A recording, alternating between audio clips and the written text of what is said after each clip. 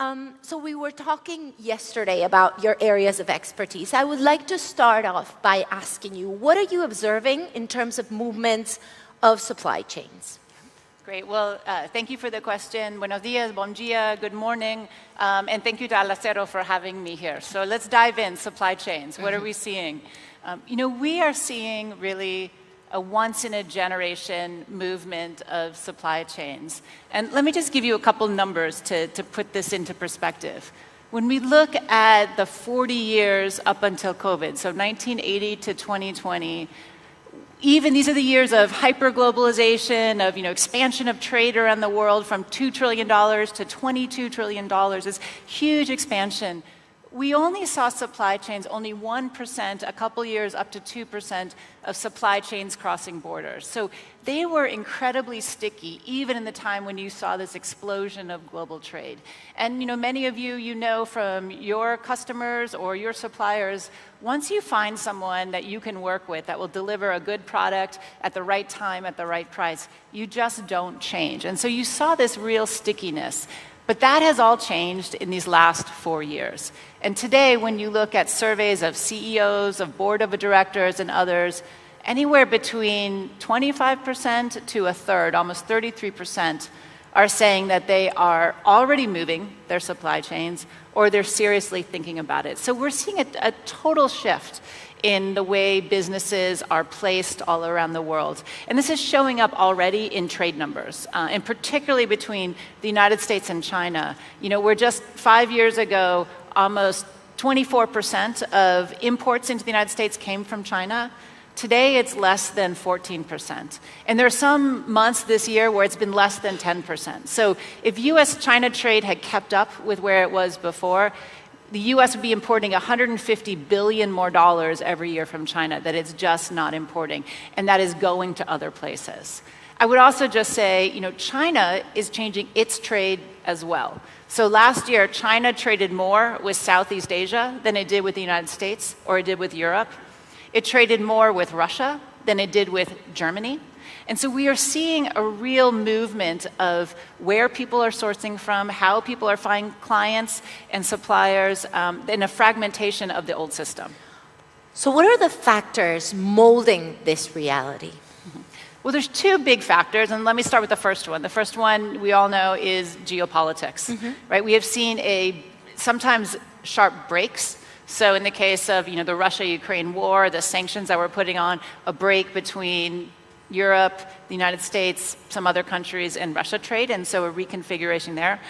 We're starting to see changes in trade because of other conflicts, particularly Israel, Gaza, Lebanon, not so much because of the actual conflict and war, but because some of the ramifications, in particular the Houthis, who have if not totally, significantly reduce the traffic through the Suez Canal because of the worries of transportation, and they're tied into that conflict. So we're seeing many of these. I would say, while those, wars or conflicts have been important, probably the single most important for global trade and supply chains in general have been the U.S.-China distancing, de-risking, decoupling, whatever the words you want to use, but this pull apart between the US and China. And that, to me, is also the most longest lasting effect that we're going to see, because we see a whole host of tools. There are tariffs, there are export controls, there are laws about movement of data, there are, investment reviews. There's all these things happening in both sides. It's not just the United States, it's also China has a whole series of laws and efforts. They call it indigenous innovation, or they call it new productive forces, but significant multi-year plans to bring much of the manufacturing or the components that are made in other places, including the United States, to bring them into China for its own independence and autonomy and the like. So geopolitics here, I think, is one of the biggest aspects because it's creating lots of risk and uncertainty if you produce in markets that today might be accessible to each other, but tomorrow may not because of export controls or other types of limitations, tariffs and the like.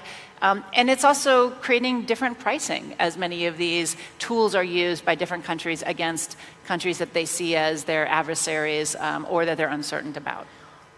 So let me talk about the title of your book, which I think kind of relates to what you're talking about. One of your books is The Globalization Myth. Do you think that promise or simplistic promise of globalization is done? Like we're done with that myth, we're done with that fiction of flawless globalization? Well, I think there's sort of two things here. One is when you look at, even with all of the geopolitics, even with the movement of trade that we're seeing, we're not seeing less trade. So trade as a percentage of global GDP is near all-time highs. It's about 30% of all global GDP is coming from the movement of goods and services across borders. So that has not actually changed. But what we are seeing is a continuation, I think even a deepening of trends that happened before. And you know, what's interesting is you look back from 1980 to today, and there's this idea that we saw, you know, huge globalization, it affected every country around the world. And indeed, we did see huge increases in trade. We did see huge increases in the movement of people and ideas and goods, but they didn't go everywhere. And what's interesting is over this 40-year period, when you look at the transformation of economies by globalization, not that many countries participated. In fact, you know, when I look at it, when I measure it, I look at economies where trade as a percentage of GDP doubled or more. So you saw a real transformation in the way their economies work. And during this time, 1980 to today, there have only been 25 countries in the world that really saw trade transform their economy. And in contrast, there are 89 countries, so dozens and dozens more, that saw trade as a percentage of GDP stay the same, or even trade as part of their economy go down. So there's a good number of countries that deglobalized during this time of supposed opening. And so that is part of the baseline, is just not that many countries participated in it. The other thing that happened over this 40 years of globalization is that, yes, while, you know, companies went abroad and money went abroad and ideas went abroad, usually they didn't go all that far away. So we have lots of examples of companies, you know, many that are in this room who source from all over the world and really are global companies. But most of the companies that went abroad, you know, the tens of thousands or hundreds of thousands, they went to neighbors, they went nearby.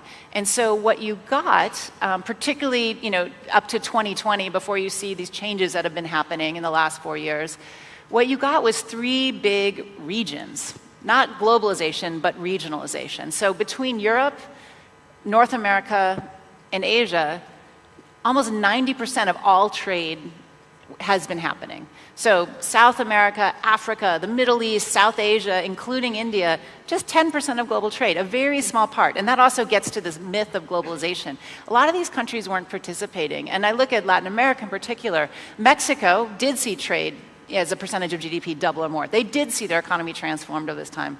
Most of South America did not, or when they traded in other kinds of things. So I think this is the baseline that we start at today, is that some countries were included in globalization and the progress, but many countries actually didn't. And now, because of geopolitics and other things, we're actually seeing an opportunity for countries to kind of get back in the game if they didn't participate and didn't benefit the last time around.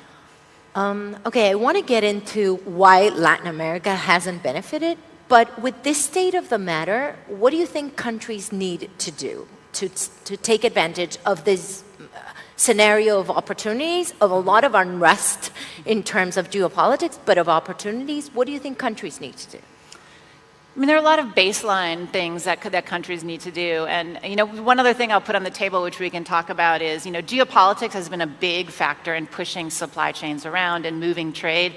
The other huge factor, which is just starting, I would say, is industrial policy. And you see country after country all around the world, eager, ambitious to change the pricing, to change their markets. And they're doing it for lots of reasons. They're doing it for economic competitiveness reasons, right? Everybody wants to have a steel industry. Everybody wants to have, you know, semiconductor chips or things like that.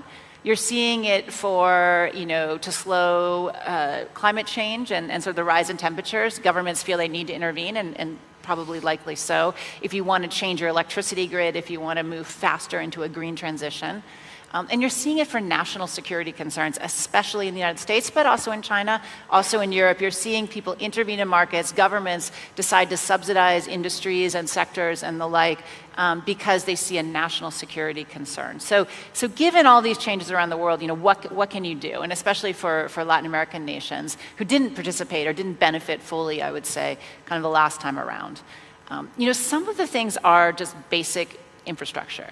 I look at Latin America and I look at the data comparing basic infrastructure in Latin America to that in Asia or the Middle East or other emerging markets, South Asia and the like, and there just aren't that many connections. There aren't that many roads. There aren't that many rails. There aren't that many ports. There aren't that many flights between airports within the region. There aren't that many ports of calls of boats that go between the region. When they come and then they go far away. They don't go to each other. And so I think as I look at Latin America, one is just the physical and digital infrastructure that needs to be built up. And the other thing is these connections between these countries. If there's any lesson from the rise of Asia and the rise of not just China, but Korea, Taiwan, Japan, these other countries, it is that they found strength in tying themselves economically and commercially to their neighbors, into creating all kinds of electronics and other products across these various countries, and creating supply chains that are regional across Asia. And China is this juggernaut, and we know that, and we can talk more about it, but it's not China alone.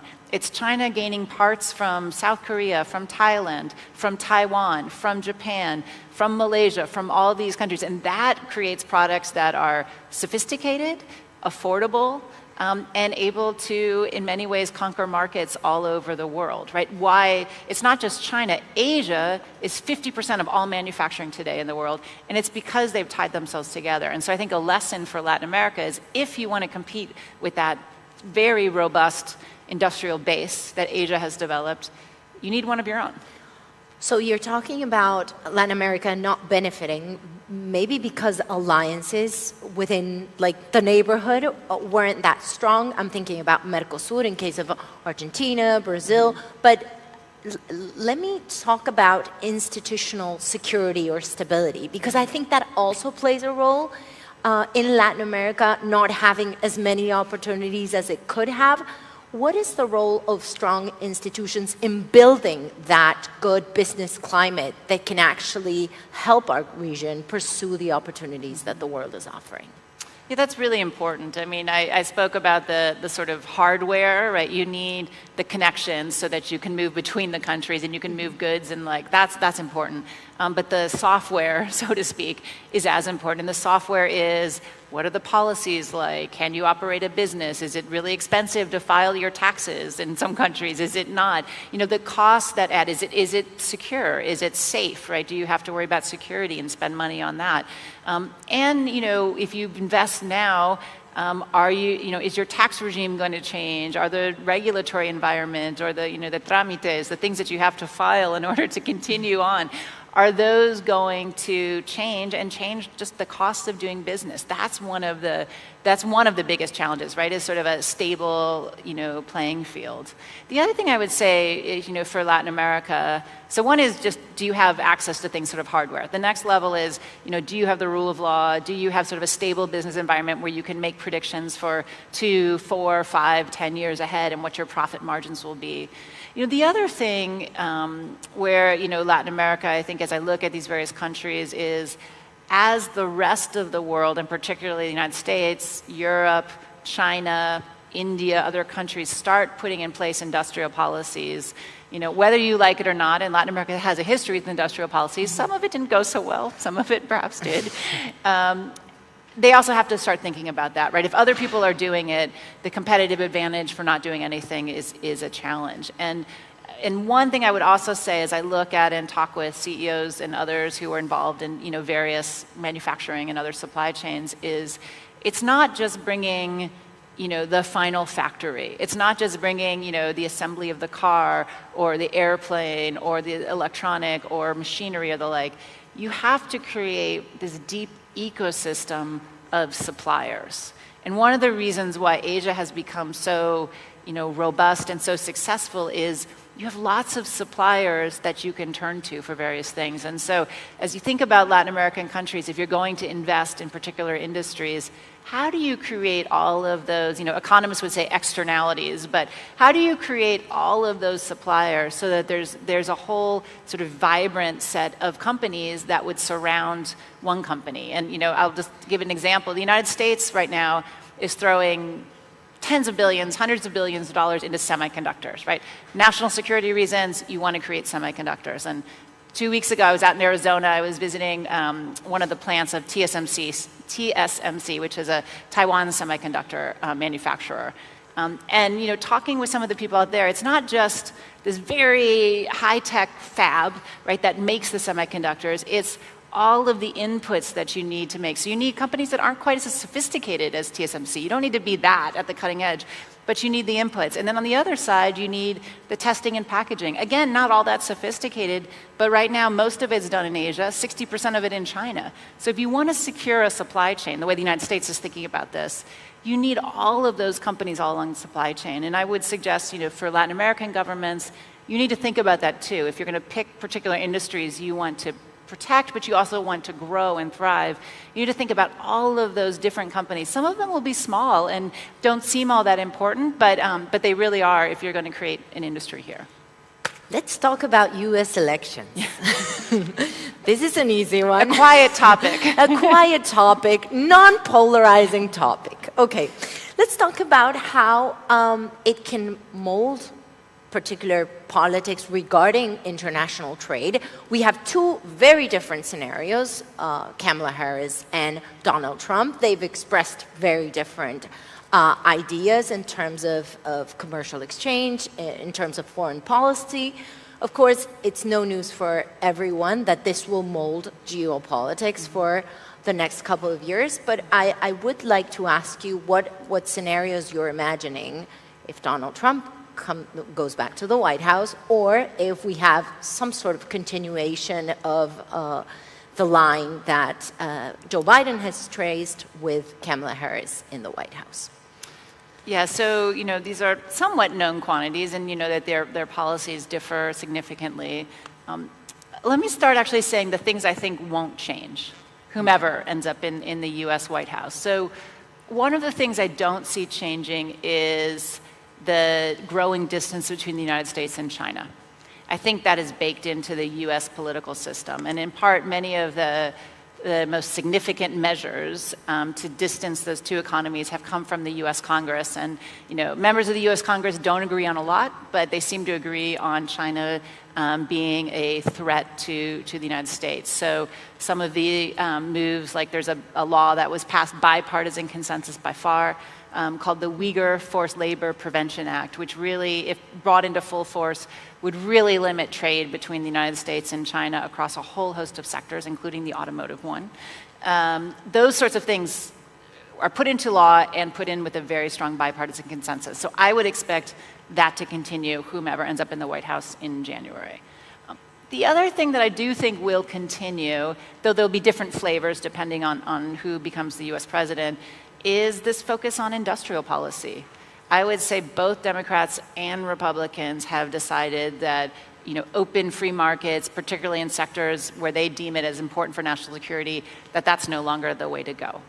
So we saw bipartisan support for the CHIPS Act, which is the bill that's putting money into the semiconductor industry. We saw bipartisan support for the Infrastructure Act, which is hundreds of billions of dollars to shore up our infrastructure, which also has to do with the kind of domestic economy. And while the Inflation Reduction Act, which is one really about the green transition and investing in that green transition, electric vehicle cars and electricity grids and other things like that, while that was passed by the Democrats, much of the money, the majority of the money that has been dispersed has gone to Republican districts. So it's hard for me to imagine those Republicans wanting to give that money back. So I think these things are pretty baked into the US system, and the overall philosophy that the government should intervene in the economy in important areas for national security or the like, I think that's also baked into our kind of bipartisan system. So those things I think continue, but they're very different people. And let me just say a few words about that. And if I were to sort of characterize... You don't say. If I were to characterize their personalities and their ways of governing, Trump if you look at his first administration, he is much more bilateral, right? He doesn't think about multilateral institutions. That's not the way he goes. He wants to do one-on-one negotiations. He thinks the United States has a strength in one-on-one negotiations. He's much more transactional, right? Less ideological. He wants to get stuff done, and he wants a win. And then I would say his government, at least the last time, and I would imagine this time, will be a bit more volatile, right? A lot of changing of direction, the like. Harris, I'd expect her to be more multilateral. Many of the multilateral organizations Biden has created in Latin America, it's the America's Partnership for Economic Prosperity, APEP. In the Indo-Pacific, it's the Indo-Pacific Economic Framework, IPEF. In Europe, it's the Trade and Technology Council, TTC. These kind of entities, which are places where people are talking about all kinds of issues around, economies, supply chains, green transition, and the like, I think she would keep those. She would use these and invest in them. I would say she's also going to be more, it's not quite the right word, but ideological, that she has a theory of the case and she'll sort of systematically go forward. And I also think she's just going to be more systematic, right? In her government, ministers and the like are going to have, they're going to have mandates and they're going to go out and do those things all around the world. So I think it's a bit different. In the economic space, we're going to see differences, right? Both, I think, are, they'll lean into some protections, right? The Trump tariffs became the Biden tariffs. They would become the Harris tariffs, so the ones who are already in place. But I think there's going to be a big difference on tariffs, right? Trump has said on the campaign trail he wants to put tariffs on, 60% tariffs on China, which would really create a hard decoupling with China if that happens. And then anywhere between 10 and 20% tariffs on the rest of the world he's talked about. And I would take him at his word. This is a man who, since the 1980s, has liked tariffs, have thought that's a solution to many of the US problems. This is something that he has said for decades. And so I would believe him that he feels strongly about this. And in the United States system, tariffs are a power that the president has. You don't have to go to Congress to put tariffs on. So I do think that is going to be a big difference on the commercial side. So good advice, if you're observing, let's suppose, a future Trump administration, is to observe what he does rather than what he says. Because throughout the years, we've even heard him talk about the coronavirus as the China virus. He's been very, very blunt about this tension with China. However, we should observe what he does, because he might be more practical than ideological in that respect, right? I think that's right. You look at what he does, but I would also look at the few issues where throughout his life he has talked a lot about them, so he thinks about them, and where he's had a pretty consistent view. And there are two things that I say fall into that category. One is trade and tariffs. He really believes that this is a tool, and he has people around him like Bob Lighthizer, who is his U.S. trade representative, who could play a role in the next government in the commercial area, whether Treasury or other places like that. So tariffs is one. The other is migration. He has a long history of talking about migration. He feels strongly about migration. And I would take him at his word, as he's gone on the campaign trail, is that one, that he would like to deport those within the United States who do not have papers, who are undocumented. There's an estimated 11 million people who are living in the United States in that category. Many have been there for decades. It would be, impossible, actually, just the capacity of the government to deport all of them, but you could see sort of stepped up deportations, and he has plans. So I would believe him on those two issues. Since you're talking about migration, I do want to go a little bit into it in terms of the economic impact, because aside from the ideological aspect of it, which is very present in Trump's stance regarding migration, there's a lot of analysts saying, okay, this has a very positive economic impact. And I'm not only thinking about the United States, I'm thinking about Latin America, because we do have some humanitarian or migration crisis going on right now in our region. Could that be taken into advantage in economic terms? Mm-hmm. It's a huge potential for all the countries in the Western Hemisphere. And just to sort of put this in perspective, right now there are over 100 million people who have been forcibly displaced from their country around the world. So migration is a phenomenon. These are quite high numbers, historically speaking. 20 million of those people are in the Western Hemisphere. So a fifth of all of the people who have been forced to migrate from their homes are in the Western Hemisphere. So this is a hemisphere that really sees much more movement per capita than lots of others. And, in the United States, if you follow any of our politics, migration is front and center and people are talking about it. But, the reality is Latin American countries have accepted more migrants from their neighbors than the United States has, on absolute terms, but also on per capita sort of, influence within society. So this is obviously, it's part of the politics down here. And, we do know, we know a lot of things about migration, right? We know that migrants are more likely to start businesses, to hold patents, to employ other people than often native-born, especially in the United States. This is the case. And so whether it's, very high level, people like Sergey Brin, who started Google, and others, right, child of migrants, or, the local florist and taqueria or others on Main Street in the United States, all of these often, more started by migrants. We know that. So they bring sort of economic activity and dynamism in. We also know, and this is true for the United States, but it's true for many Latin American countries, that, as we look at the next 20 years, I would say one of the sort of understudied, we talk a bit about it, but understudied is what happens when your population starts shrinking rather than growing, right? And you look at some of the economic growth. And so, for instance, in Brazil, half of its economic growth is people coming into the labor market, so expanding the labor side, not productivity, right? And so what happens when that part is no longer there? When actually your working population is flat, or in places like China, it's already declining, right? That is a huge hit to your economy, can bring political instability and the like. And migration can solve that problem for lots of people, right? Especially if you find ways to bring them into your economy. And so, the United States, of all the kind of advanced industrial economies, is the one that is growing in terms of labor and working age population because of migrants, because of people migrating in, and because often those people have more children than people who have been in the United States for many generations.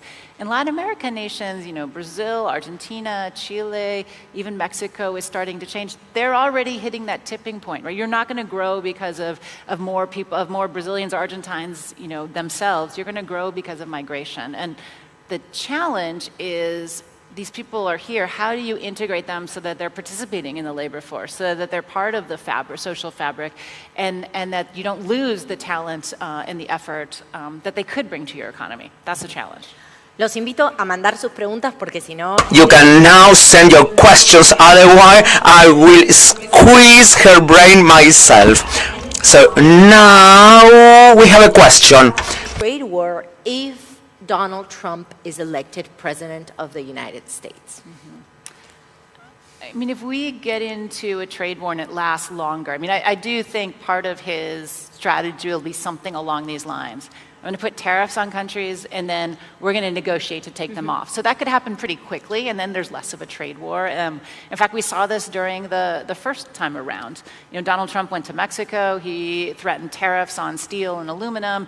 And what came out of that is Mexico negotiated what became called the Remain in Mexico policy, which was an immigration policy where Mexico would keep tens of thousands of migrants who were waiting their turn in court for asylum hearings. So I imagine he will do that again. He'll go and he'll put a tariff on a country and then say, okay, we're going to negotiate, quotas, or we're going to negotiate something else that I want. So what this trade war looks like, sort of depends. I will say I don't see negotiations with China. I don't see them happening quickly, and I'm not sure I see them happening at all. So if we see him indeed put on 60% tariffs on all goods coming in from China, that will accelerate this movement of supply chains around the world. It's just, there will be a hard break. There'll be many companies where it just will no longer be, it'll no longer be economically viable to import to the United States from China, and I expect that break. The other thing I would say if there is a trade war, which I think there'll be some version of this, is I actually think it leaves the United States in many ways worse off. It will hurt China for sure, and they will take the bigger short and medium term hit. There's studies out there that show it could cost them, trillions of dollars. But you already are starting to see China pivot to other countries, focusing on Southeast Asia, focusing on Latin America, on Africa, the Middle East, and other places. And I think that will accelerate, and the unilateral role that Trump I think is likely to take, getting rid of these sort of multilateral institutions. As countries here, have to choose between the two on commerce, they may end up choosing China. So I think it will make it harder for the United States, for instance, to build up semiconductor supply chains, to advance in electric vehicle supply chains, to sort of make those technological breakthroughs, because I think, as we're already seeing over these last, 2 years, China flooding various markets, especially emerging markets, with all kinds of electronics, with electric vehicles, with steel, with other things. I think that will continue, and a U.S. going it alone will be less able to broker deals to stop some of the challenges and really the economic hurt that comes from that. What policies do you think the representatives of the steel industry should be advocating for in this context? So I would say that, especially the Latin America steel, I say you have two big advantages vis-a-vis the U.S. market. And, as you look, assuming the U.S. market stays fairly open, one of the advantages there is, as the United States looks to friends and allies, as the United States thinks more about this, Latin America actually is closely tied to the United States. And the United States does not have that many free trade agreements around the world, right? We're not that open. We only have free trade agreements with 10% of the world's GDP. But the majority of those free trade agreements are right here in Latin America, right? They're, USMCA with Mexico and Canada. They're free trade agreements with Peru, with Chile, with Central America, with the Dominican. There's a lot of free trade agreements with Colombia in the region. And so take advantage of tariff-free access, of, fewer trade barriers and others, access to the United States. The other thing I would say is Latin America, because of those free trade agreements, has access to some of the subsidies that are within the Inflation Reduction Act. So U.S. industrial policy, there's space for many Latin American nations in there, and for steel as part of that, especially in the part that's sort of, critical infrastructure, that is electric vehicle, that's cars and the like. There's space there for Latin American nations to take advantage. And I think I could see, depending on who wins the U.S. election, perhaps there's an expansion of some of those benefits to countries like Brazil and Argentina that don't have free trade agreements. So that sort of depends. So I mentioned it in a previous question, but I would like to double click on that. That is a very old metaphor, but you do understand what I'm saying. We're from that time. We know what double click means, we are from right? that time. It's not swipe. It's not swipe. Definitely not. I would like to ask you about alliances like Mercosur. It sort of became something very institutional, but not that practical. Yeah. Do you think we have a space to take advantage of alliances that go way back to decades ago, that started off as really interesting perspectives for regional integration, but that didn't end up having that much impact on our economies? Yeah. What do you think about it? I do think that countries, you have some of these vehicles, and Mercosur would be a great one, that just didn't work or haven't been working. But we all know it's very hard to get Congresses and the like to agree to new vehicles often. So take the ones you have and can you reposition them, right? And so, Mercosur has this opportunity with the European Union, if they can get it over the finish line, get past the French farmers, it seems. But if you can get that deal together, that would be a huge boon for all kinds of producers in the Mercosur countries, including steel, right? Especially if you can export green steel because you have a clean energy grid, that's really important. The other thing I would just say is that I wouldn't wait for your governments to make these decisions. I think it really is up to the private sector and associations like this to push some of these things on the agenda, give them the ideas and the direction so that they can make things happen. If you sort of wait for them to make the decisions, it may not be the decisions that will be helpful to your companies or to you or to the global economy, frankly. The access to technological advantages and the possibility that a country is sort of a hub for technological development will certainly make a difference in this industry and others. What do you think is the gap between Latin America and nations that are actually taking more advantage of this to seek the opportunities that the world is offering? That is the big challenge. And as we look at the next 5 or 10 years, it's going to be all about the technology and who's creating it and who's sharing it and who's using it. And as I look around the world, and I look at what China is doing and sending things off, yes, they're bringing some technology. BYD, the electric vehicle company, is placing factories in various places that are very sophisticated. But they're not yet used to sharing technology. They're not used to joint ventures where they really bring technology and know-how to other countries. And I think that will be the interesting dance for Latin American countries, for Southeast Asian countries, for others is, can you, if China is going to invest in you, can you do what they did back 25 years ago, is require technological transfers, require them to bring some sophisticated information and train your people so that you also create good jobs, but also have a chance to thrive and iterate and also climb that sort of value-added curve. It's, the history of China and Latin America has been one of pushing and accelerating deindustrialization, not bringing those kinds of jobs. But as the world changes, I think there's opportunity there. And I would say the same for the United States. You look at the trade between the US and Latin American nations, it tends to be more high value added, it tends to be more sophisticated. And I think there's a potential for countries and companies to lean into that and see more technological transfers. I think that's probably the way Latin America leapfrogs and sort of moves up the value chain. Démosle un fuerte aplauso a Shannon O'Neill. Thank you so much. That was great. Thanks. That was great.